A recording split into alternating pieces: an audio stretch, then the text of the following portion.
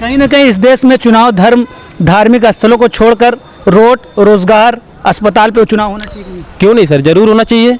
मतलब देश में रोजगार नहीं है, उसके ऊपर कोई नहीं देखा, केवल राजनीति देश में चल रही है और कुछ है नहीं। हिंदू मुसलमान मंदिर मस्जिद यही चल रहा है, उसके अलावा कुछ चल नहीं रहा है।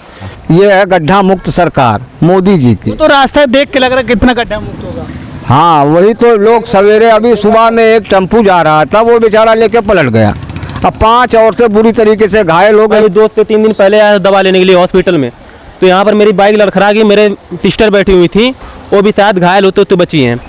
तो जब इस समय इसका हालात, मतलब गिट्टी पत्थर कुछ भी गिरवा कर यहाँ का पानी को बाहर किया जा सकता है ना, तो क्यों नहीं किया जा रहा है? आने जाने वाले को जो दिक्कत होती है, प्रतिदिन कोई ना कोई गिरता रहता है, हाथ पैर टूट जाता है।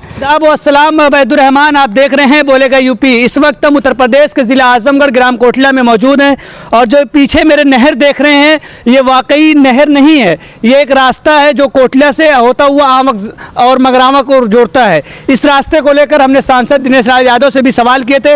हालांकि सांसद महोदय को यही नहीं मालूम था हम किस बाजार और किस रोड की बात करते हैं। हालांकि उन्होंने अपने एक व्यक्ति से पूछकर उन्होंने लास्ट में ये आश्वासन दिया कि बरसात के बाद वो काम चालू हो जाएगा, उसका टेंडर हो गया।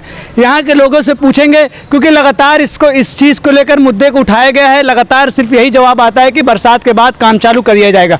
आइए यहाँ के लोगों से जानना चाहेंगे क्या कहेंगे इस रास्ते को लेकर। क्या कहें, 10 साल हो गया भाजपा सरकार बने, लेकिन एक सरकारी गिट्टी इस रोड पे पड़ी नहीं है और गड्ढा मुक्त सरकार है। सरकार बड़े बड़े वादे कर रही है और दिनेश लाल यादव जी ने कहा है बरसात बाद काम चालू हो जाएगा। तो सरकार बोल रही थी कि इस गड्ढा मुक्त सरकार है, यानी सड़क, बिजली और पानी की पूरी सहायता, लेकिन एक सरकारी गिट्टी इस रोड पे नहीं पड़ी है।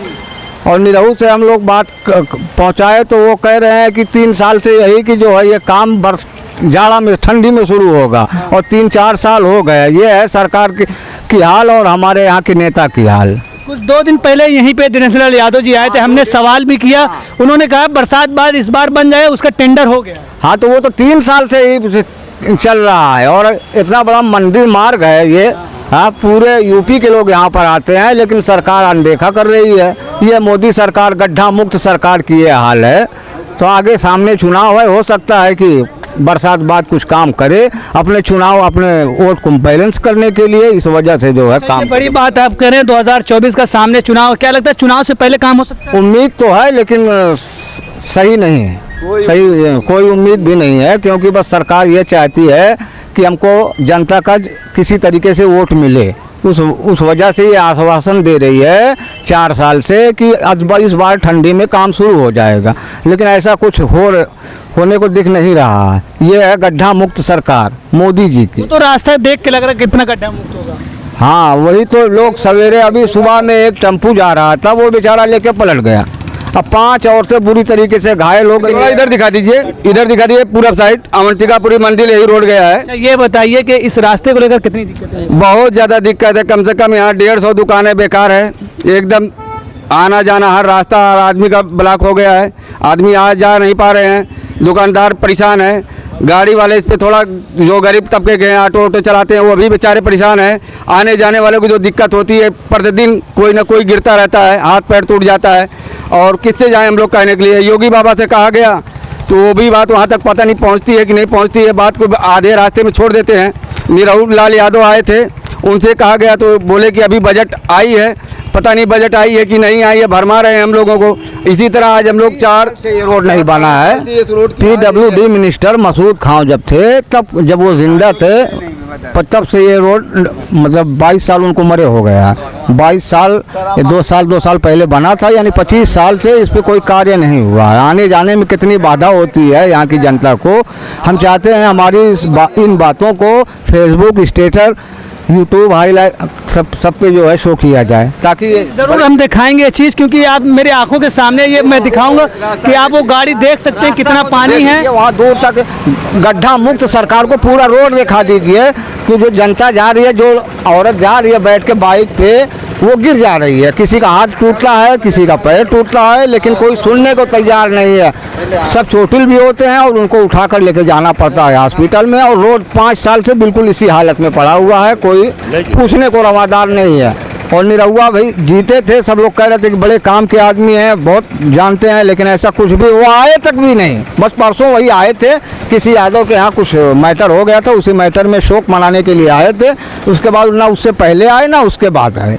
ये बताइए इसका जिम्मेदार सरकार है, योगी बाबा की सरकार है। उसके बाद दूसरा अगर कोई जिम्मेदार है तो वो समाजवादी के 10 विधायक, और ये यहाँ कोटिला से लेके बिसाहम तक और मंगरामा जो मेहनगर रोड ये टच करता है पूरा उसी का है।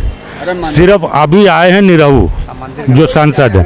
दिनेश लाल यादव यहाँ से अभी 1 ही साल हुआ सांसद हुए, और ये रास्ते की हालत लोग बता रहे हैं 5 से 6 साल। मैं खुद यहीं का रहने वाला हूँ, लगभग 10 सालों से यही हाल है रास्ते की। उसका क्या सिर्फ दिनेश लाल यादव इसके जिम्मेदार? नहीं, दिनेश लाल यादव जिम्मेदार नहीं, समाजवादी देखा जाए तो समाजवादी जिम्मेदारी से पहले भी तो थे। समाजवादी है कि विधायक, फिर 10 सीट मिली है उन्हीं को जो है विधायकी की। उसके बाद सदर ये आ रहा है भैया, दुर्गा यादव के लड़का जो जिलाध्यक्ष हैं वो भी तो इसी में आ रहा है, विजय यादव, वो भी तो इसी में आ रहा है। वो कहाँ है? बस आते हैं, हाँ ये रोड बनवा देंगे, कब बनेगा पता नहीं।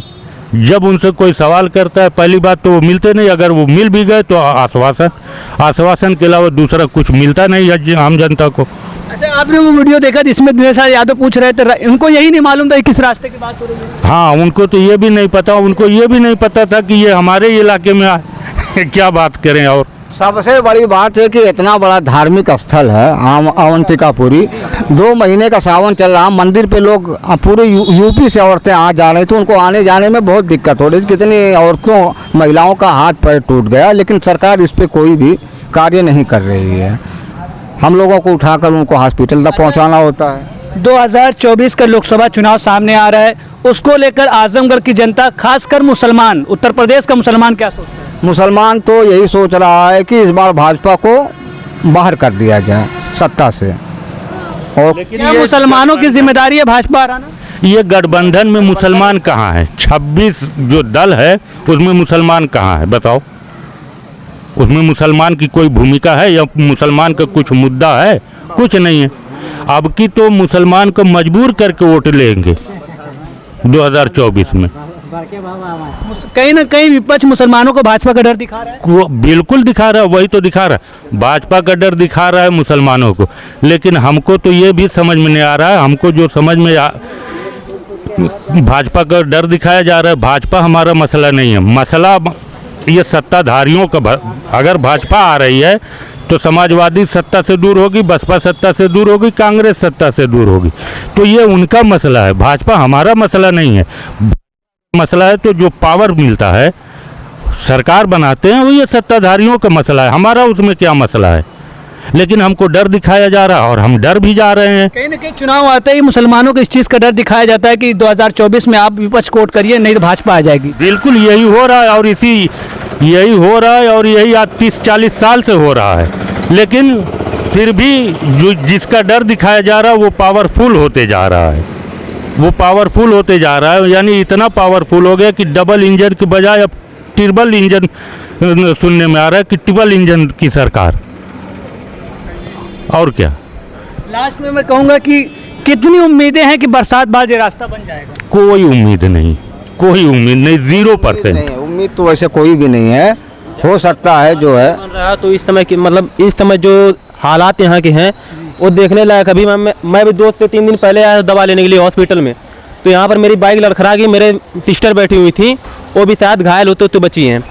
तो जब इस समय इसका हालात मतलब गिट्टी पत्थर कुछ भी गिरवा कर यहाँ का पानी को बाहर किया जा सकता है ना, तो क्यों नहीं किया जा रहा है? कहीं ना कहीं इस देश में चुनाव धर्म धार्मिक स्थलों को छोड़कर रोड, रोजगार, अस्पताल पे चुनाव होना चाहिए। क्यों नहीं सर, जरूर होना चाहिए। मतलब देश में रोजगार नहीं है, उसके ऊपर कोई नहीं देखा, केवल राजनीति देश में चल रही है और कुछ है नहीं। हिंदू मुसलमान मंदिर मस्जिद यही चल रहा है, उसके अलावा कुछ चल नहीं रहा है। सीधी बात है। मतलब देखिए अभी मंदरुन जो एयरपोर्ट बन रहा है उसके ऊपर भी मुद्दा मतलब आपने भी उठाया था इससे पहले, मतलब अभी उसकी कोई सुनवाई नहीं हो रही है। कुछ जैसे कुछ मतलब ही नहीं, किसान मरे कटे कुछ भी हो, कुछ किसी से कुछ भी मतलब नहीं है सर। सीधी बात है। मैं आपको बता दूं कि अभी दानिश आज़ाद जो कि अल्पसंख्यक मंत्री उत्तर प्रदेश सरकार में, उन्होंने विधानसभा में ये कहा कि इस समय उत्तर प्रदेश में बड़ी बड़ी कंपनियां लोगों के दरवाजे खटखटा रही कि नौकरियां ले ले। और ये कितना सच लगता है आपको? हमारे गांव में कोई आके किसी एक से अगर ऐसा कहा होता तो हम मानते कि बातें सही है।